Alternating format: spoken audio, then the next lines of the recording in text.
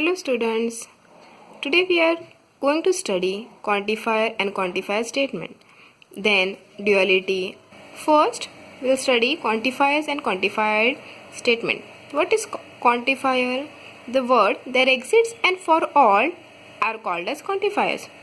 That exists is called essential quantifier and it is denoted by notation is given C. Here it is like script F. In script F, it is like script F, and here it is dash.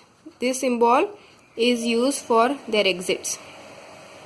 And one more quantifier we have for all. For all is called as universal quantifier, and it is denoted by like this C, script V, and one dash. These are two quantifier. First one their exits, and second one for all. The statements which involve this quantifier are called as quantifier statements. We'll start with exercise 1.3. Question number 1. Question number 1 is based on quantifiers and quantifier statement.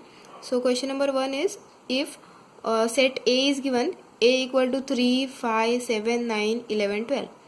We have to determine the truth value of each of the following. Means we have to see whether the statement is true or false. Okay, question number 1. Your first one it is given. There exists x belongs to A such that x minus 8 equal to 1. Here we have to see that the given statement, this statement is true or false to determine the truth value. How will determine?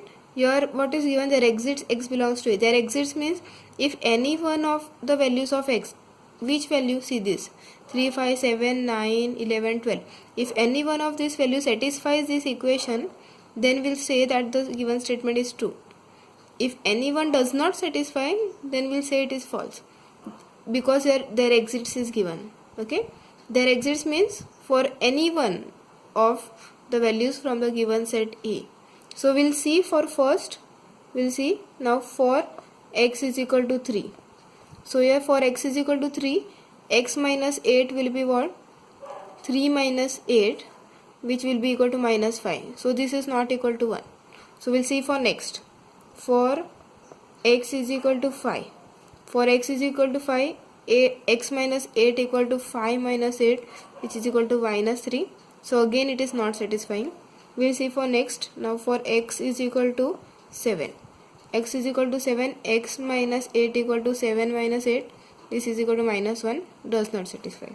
For x is equal to 9, x minus 8 equal to 9 minus 8 equal to 1. Yes, for x is equal to 9, this condition is satisfying.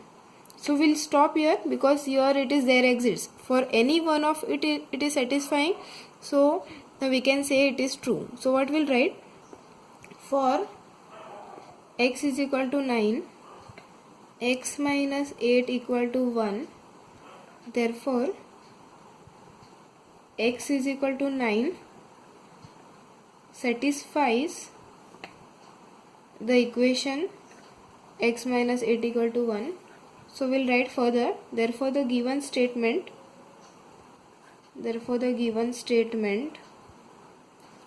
is true.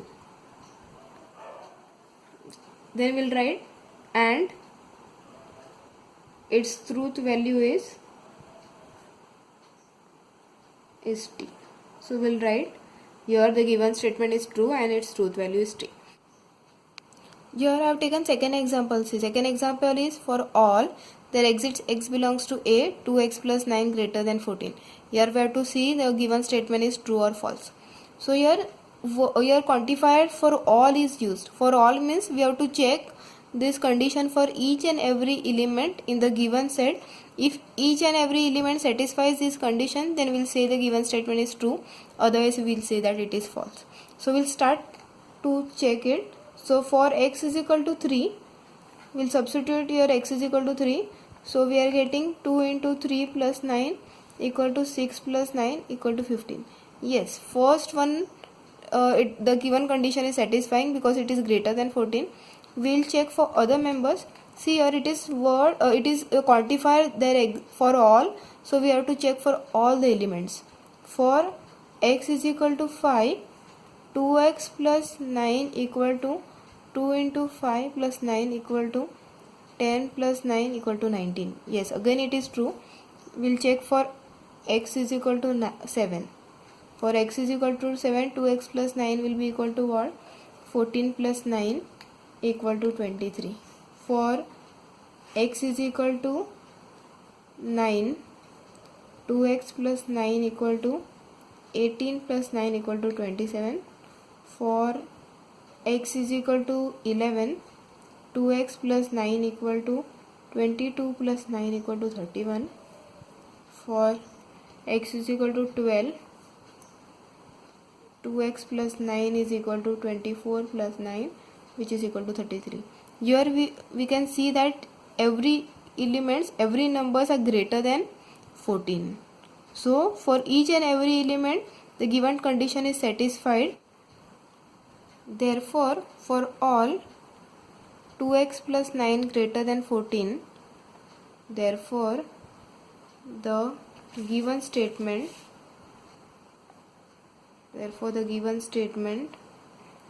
is true and its truth value is t. Now third example, for all x belongs to A, x is an even number. So we have to check that all the elements in the set A are even or not. So here x means what? Elements in the set A. So here we can see that 3, 5, 7, 9, 11 are odd numbers and only 12 is even number. So what we'll write? X is equal to 3, 5, 7, 9, 11 does not satisfy the given condition. Given condition is x is an even number. So what we'll write? Therefore the given statement is false and the truth value is f. See here we have not done any calculation because your equation is not given. So what we'll do? We'll directly write it does not satisfy and the statement is false. Next question number 2 is based on duals. But what is duals? See, here I have written the definition of dual. Dual means if two statements contain logical connectivity like or, and also letter T. T means tautology and letter C. C means contradiction. Then they are said to be duals of each other if one of them is obtained from the other by interchanging or with and T with C. In short, I will say that duals means we have to replace or by and by or, and T by C and C by T. Okay. So here, see, now we'll start with question. See, question number 2 here, write the duals of each of the following. Here we'll replace or by and by or. So we'll write here P and Q or R. This is our answer. Next one, second one, P and negation Q. So we'll replace and by or. It will be P or negation Q. Negation Q will remain as it is. Negation symbol will remain as it is. No change in that. Third one, negation P or Q. So we'll write negation P and Q. Here it is and, so we'll write or. Negation R, here it is and, we'll write again or. So this is our answer. R and S are the statement, so no change in P, Q, R, S. Negation also will remain as it is. Only change in and or. Now next, fourth one, C or P and Q or R. So C will be replaced by T or by and, P and here it is, so we'll write or, Q here it is or, so we'll write and. So this is our answer. Next one, fifth one, P or Q or T. So your answer will be P and Q and T will be replaced by C. So students, will stop here. We'll meet another day with new topic. Till then, bye.